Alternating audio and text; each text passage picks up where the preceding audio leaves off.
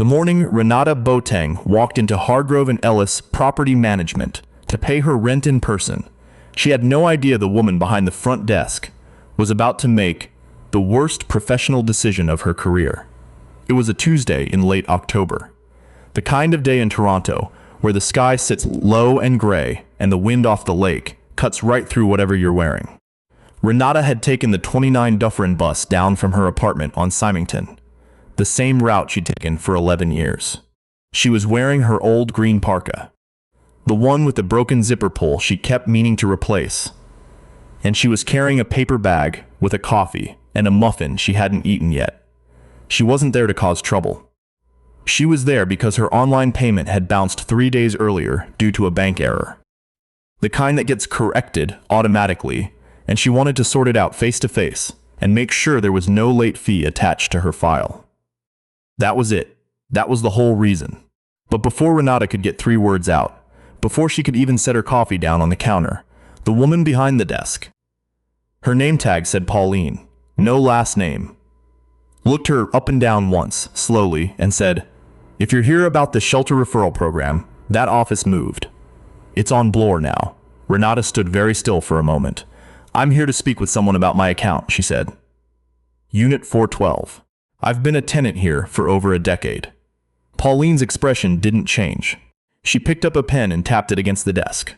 "Do you have ID? Of course, and proof of tenancy? I just told you the unit number. We need documentation." Now, there's something you need to understand about Renata Boateng. She was 53 years old. She had spent 26 of those years as a licensed structural engineer.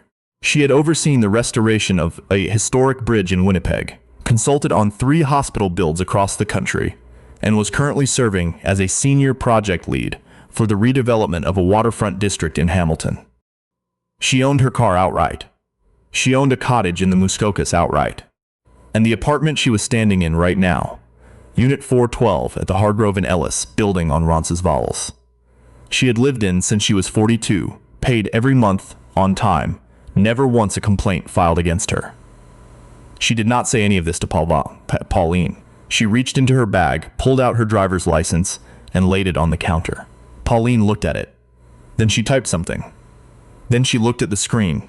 "There's a balance owing," she said. "I know. That's why I'm here. There was a bank processing error on the 15th. My bank sent a confirmation email. The funds cleared this morning." "I'm not seeing that." "It cleared this morning," Renata said again, slower this time. "Ma'am, I'm going to need you to step aside while I call someone to verify this, because right now what I'm seeing is a delinquent account and I'm not authorized to. I would like to speak to a manager." Pauline stopped. She looked up. There was something in her face then, not quite contempt, but close enough to it that you could see where it lived. "Mr. Fetz is very busy today. I'm sure he is. I'd still like to speak with him." There was a pause, the kind that's designed to feel like a test. Then Pauline picked up the phone, had a short conversation with someone on the other end that Renata couldn't fully hear, and set it back down. "He'll be out in a few minutes. You can wait over there." She gestured toward a row of plastic chairs near the window. Renata picked up her coffee and her ID and walked to the chairs. She sat down. She ate her muffin. She was not going anywhere. If you've ever been in a situation where someone looks straight through you, where they see a version of you they've already decided on before you've said a single word, then you know exactly how that waiting room felt. The fluorescent light, the outdated magazines, the sound of the heat clicking on and off, and that particular kind of silence that sits on your chest. Renata had been in rooms like that before. She knew the feeling. She also knew that the worst thing you could do in those moments was let someone else's assumptions become your own posture. So she sat straight. She drank her coffee. And she waited. 37 minutes later, a man came through the door marked staff only. He was somewhere in his mid-40s, sandy hair going thin at the crown, a blazer that was slightly too wide in the shoulders. His name tag said Neil Fetz, property manager. He looked at Renata. Then he looked at Pauline. Then back at Renata. "You're the tenant with the account issue?" "I am. Renata Boateng. Unit 412 right." He crossed his arms. "I've had a look at your file. You've got an outstanding balance and a processing flag. The flag is from a bank error that was corrected this morning. I have the confirmation on my phone if you'd like to see it. The thing is, Fedit said, and he pulled at one sleeve of his blazer. With accounts that have a flag like this, we do have the right to initiate a review period. A review period, standard procedure for a corrected bank error. For any account that triggers our system. Renata looked at him for a long moment. Mr. Fetz, I've been a tenant in this building for 11 years. I've never been late. I've never had a complaint. There has never been an issue with my account until last Thursday, when my bank made an error that they have since corrected. I have documentation. I have lived here for 11 years. She paused. Is there something else going on here that I should know about? Something mobbed across his face. He uncrossed his arms. I'm just telling you the policy. Then I'd like the policy in writing, please. The specific clause. With the section number. He blinked. Because I'm a little familiar with residential tenancy legislation, Renata said, and I want to make sure we're both reading from the same document. Fetz looked at Pauline. Pauline looked at the desk. I can have someone email that to you, he said. I'd prefer to take it with me today. We don't have printed. Then I'll wait while you print it. He left. He came back 14 minutes later with a single sheet of paper that had very little to do with anything she'd asked for. She read it. She folded it. She put it in her bag. And then she asked, calmly and clearly, for a receipt, acknowledging that her balance had cleared and that there were no outstanding flags on her account. Fetz said he wasn't sure that was possible today. Renata said she'd be happy to wait. She waited another 22 minutes. During that time, she sent 3 emails. One to her bank, requesting a formal confirmation letter on their letterhead. One to her personal lawyer, a woman named Adeyeze Okonkwo, who had been practicing tenant law in Ontario for 19 years. And one to a colleague of hers, a man she'd worked alongside on the Hamilton waterfront project, whose name happened to appear on the letterhead of a real estate holding company that owned, among other things, 11 residential buildings in the West End of Toronto. One of which was this one. She didn't mention that last part in the email. She just said hello and asked if he had, a few minutes later in the week. When Fetz finally came back out, he handed her a receipt. It was sparse. Half of what she'd asked for.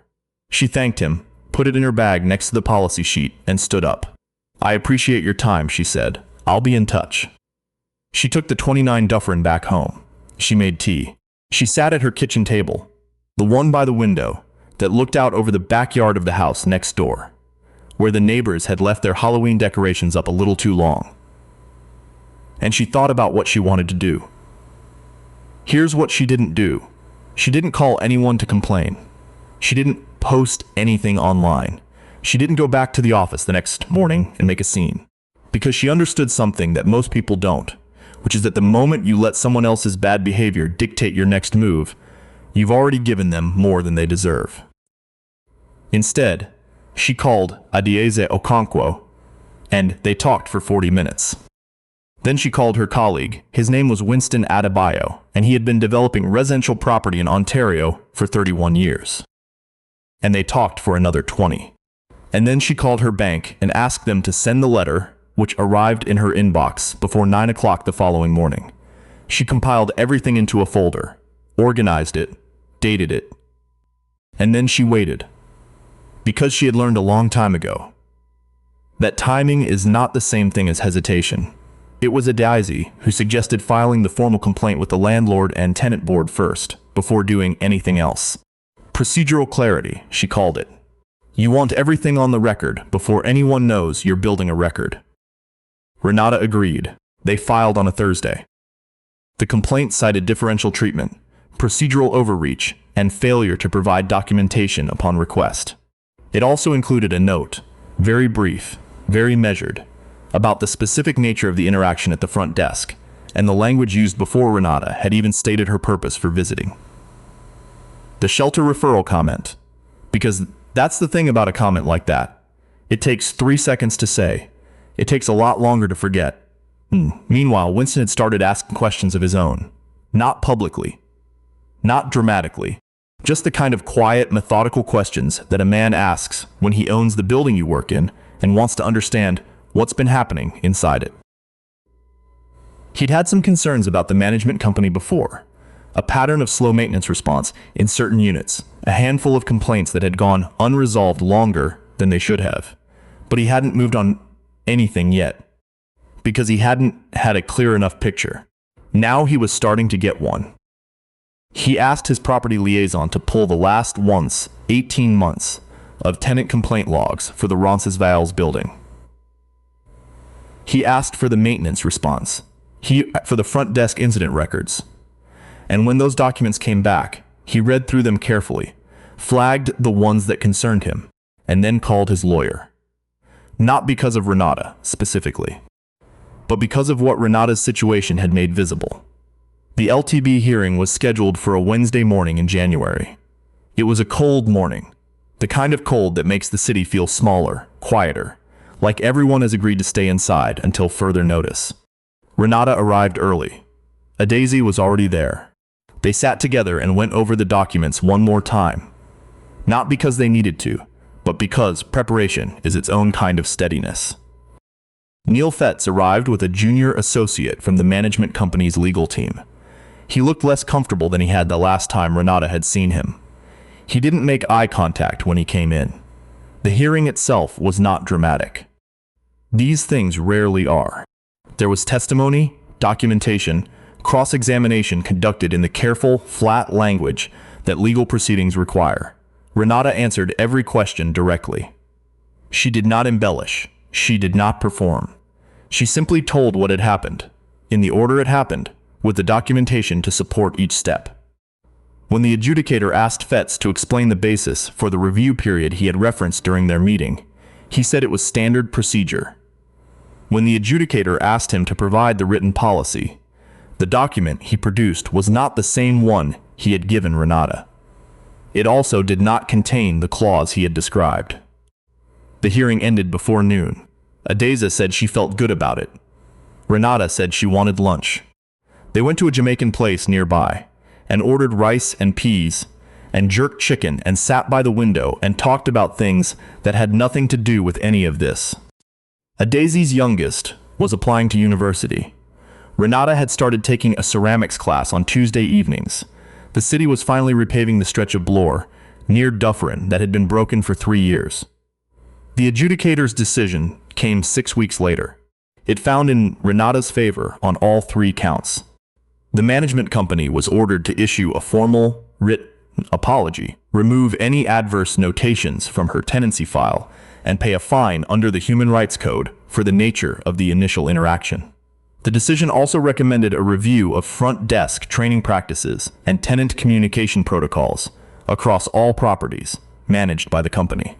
That last part was the part that Fetz would remember longest, because it wasn't just about one interaction anymore. It was about a pattern.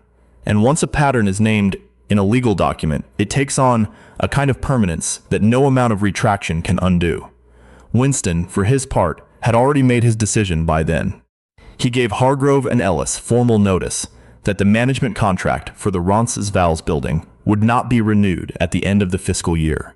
The letter was 2 paragraphs, professional.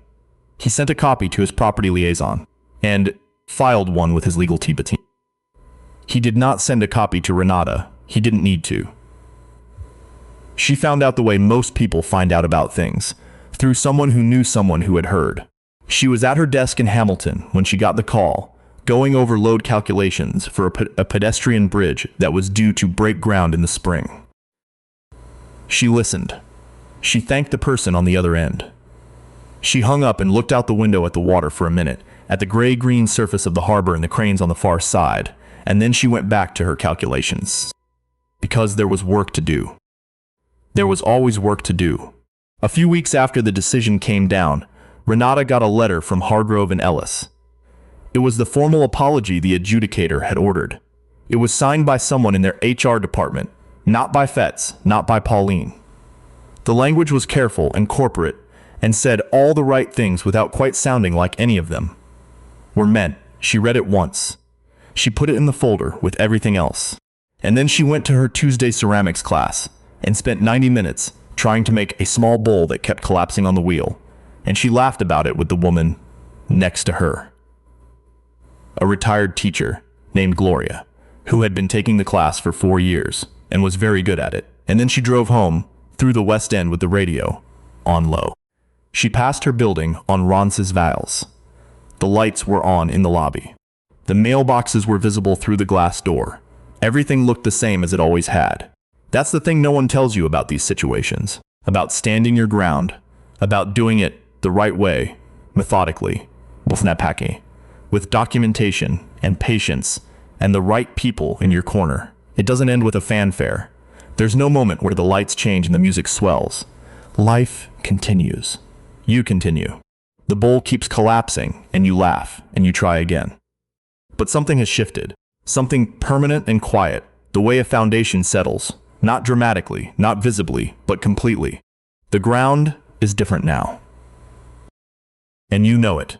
And that's enough. Pauline submitted her resignation 2 weeks after the decision was published. No one announced it. It was just something that happened.